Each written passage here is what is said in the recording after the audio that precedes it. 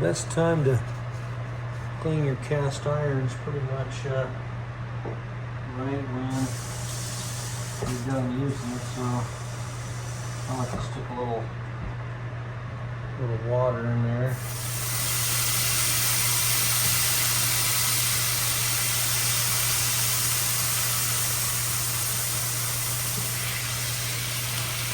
Water will just basically deglaze your pan pretty much. Just got to be careful when you're dealing with hot oil.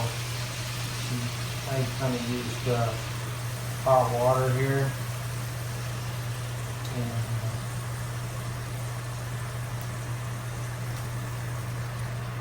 use pretty much hot water. And then if you got any really stubborn stains in the cast iron, you can use like flaky sea salt. That works pretty good. But for the most part, you should be able to just use a little bit of water. Get your pan hot. I mean, you can even actually turn the pan back on. Let that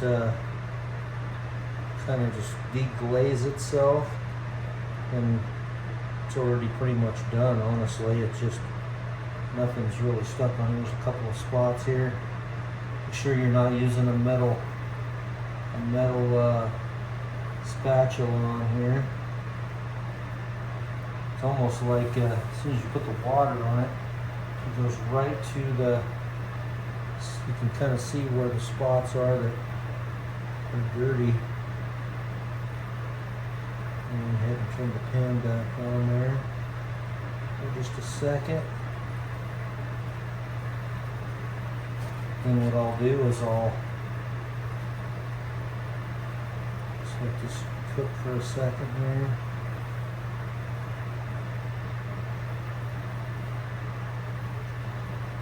And honestly, when the pan cools down, I'll be able to basically just dump this out, rinse it out with a little bit of water, and wipe it out, and it'll be done. So I'm going to shut that off, and it's pretty much done. So just remember, when you're doing your cast iron, you just make sure to clean it right after you're done. Like I said, when I get a few more seasonings on this, where I put a layer of oil, grapeseed oil on this, and stick it in the oven. Basically, the key is 400 degrees. Put the pan upside down in your oven and bake it for an hour.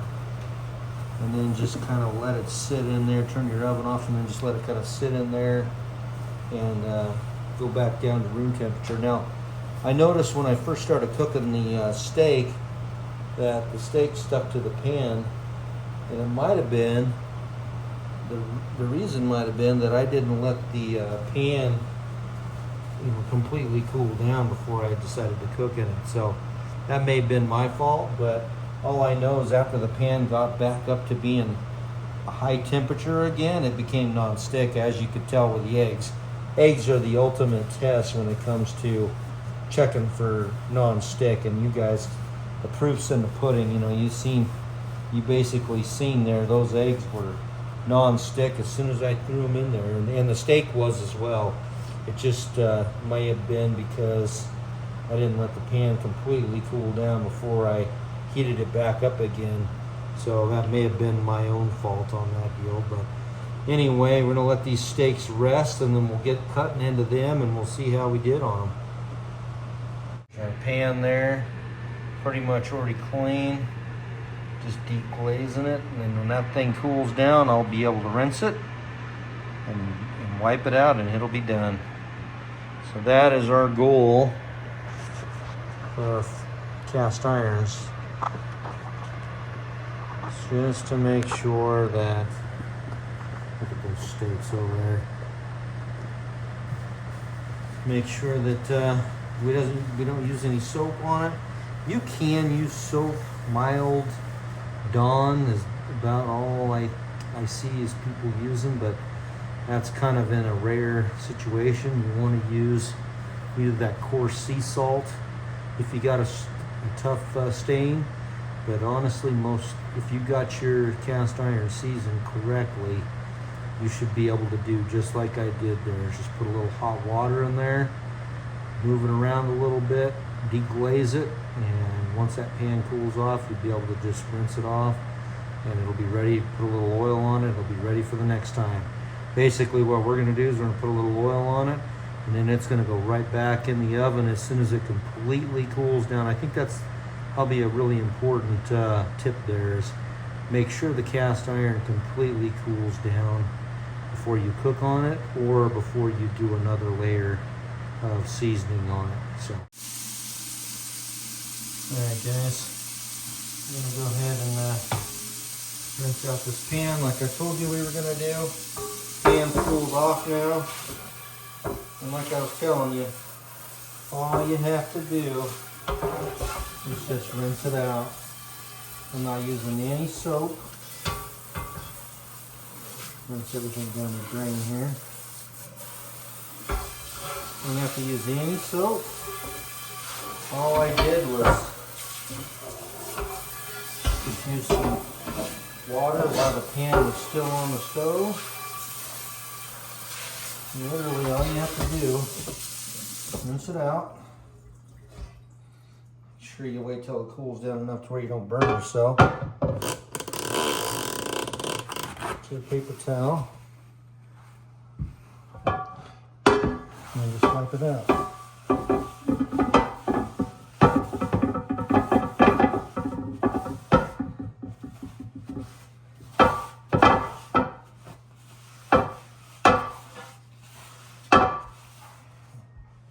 Hopefully you guys can see that. All nice and clean. Now, I'm going to add a little bit of oil back to it again, because this bad boy is going to go back in and get seasoned again here probably tomorrow. Put some more oil in here. That way I don't have to do it later. Like I said, we're using this this stuff here. I'm just gonna rub, and actually I'm gonna use my other towel here for that. This is you got to be careful. They said don't use anything with lint on it, and the paper towel, it kind of falls apart when you're doing this oiling process. So anyway, we'll go ahead and get this thing all oiled down, and then it'll be ready to go back in the oven again. Look like I got a little egg on the side of that. Probably from cracking the egg. But,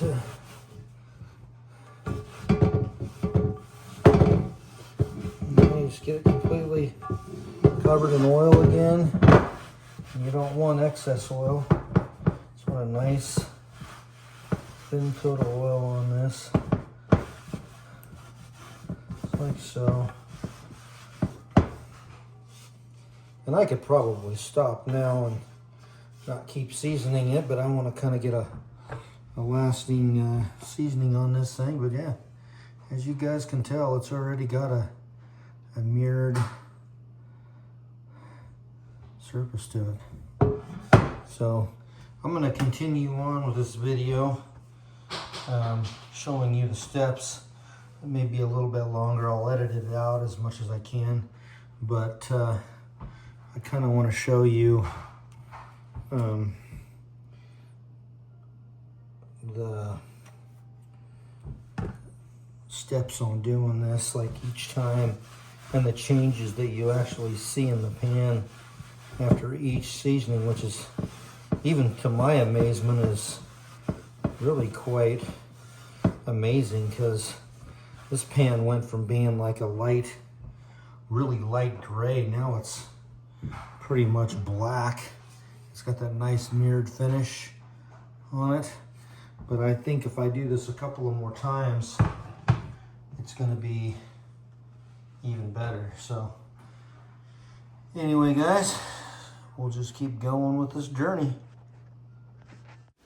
Hey guys, Chad with BAKO'S Custom Lawn. I want to kind of finish up this video series. Well, it kind of feels like a video series, but basically we've been curing these cast iron pans, and basically we did it 6 times, and I've got it, just got them out, you know, a little, I don't know, hour or two ago, and it's basically what it looks like. It seems like 6 times is pretty much the magic number of times to cure it. That's kind of what it looks like. I'll show you guys each piece. This is when I do like my butters and sauces and stuff in on the smoker. It's got a little bit of stuff on there from the oven rack. So anyway, that's what that one looks like. Great for sauces and everything. So, and this is a Lodge cast iron. These are all different ones I've acquired over the years. Here's the next size. This one's really a perfect size for just everyday cooking. And this one's a Lodge also. And then, try not to mess these up here. So we also got this bigger one. This is the biggest one I have. And it is a 14-inch cast iron. So, seasoning these pans, you know, it's quite a little undertaking. You just want to make sure that your pans start out clean. Wipe all that stuff. You can use steel wool, whatever you want to use. Get them nice and clean, get them nice and dry, and then rub your oil on there. Now I used a grapeseed oil. You want to use a lint-free rag. You guys probably seen the rag that I was using. It looks pretty dirty, but just dedicate your rag to it. Wipe your, pour your grapeseed oil on, wipe it off just like I did in the video. Stick them down in your oven. Now you can do it both ways. I've heard, I did it facing down. Some guys say you need to face it upwards, so the oil gets down in there, but sometimes it'll puddle up in your pan and make it a little uneven. So it's just basically personal preference. I mean, like I said, I did mine upside down in the oven.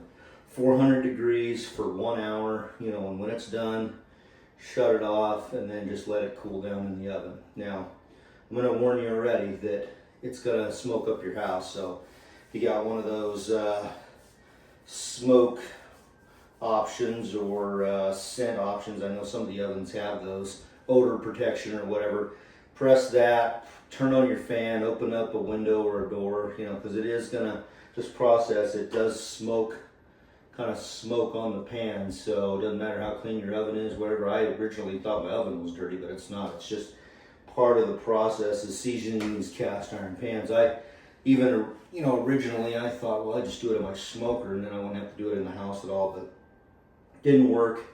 The temperatures are not exact like it is in your oven, so save yourself the trouble. It doesn't work in a smoker. I don't think it even work in a gas grill. So anyway, so that's pretty much all the times that I did it. 6 times. I mean, you could probably get away with 5. You could probably even get away with once. It's just the more season that you get on your cast iron, the longer it's probably going to last. So I kind of wanted to do about 6 and see, just hopefully it'll last. It creates that nice non-stick deal in there. You just got to remember, if you're boiling water or doing anything like that, do it in something else. It's going to take off that seasoning. And then also acidic foods like tomato and different things can also take off some of your seasonings. But if you just use it for frying and deep fat frying and different things like that, just normal frying of the foods, you should be fine. You guys got any questions, leave them in the comments. Like I said, this is a whole learning process for me as well. Like, I had to do a lot of trial and error. I don't know how many times I stopped, remade the video, deleted my video just because I made a mistake. And I didn't want to have any mistakes or misleading content in my video. I wanted you guys to have a good video that you could refer to, so you could season your cast iron. So I didn't want to have any nonsense in my video. So I did put a lot of time in this video. And that kind of leads me to the next thing is we do have merch. That kind of stuff, if you guys buy the merch or you know, different things like that. Support the channel. It helps me provide good content for you guys. Of course, like, subscribe, share the video with your friends. That always helps as well. So anyway, guys, until the next time, hope you guys have a great day, and I'll catch you on the next one. Thanks a lot for watching, and thanks a lot for all the support you give our channel. Thank you.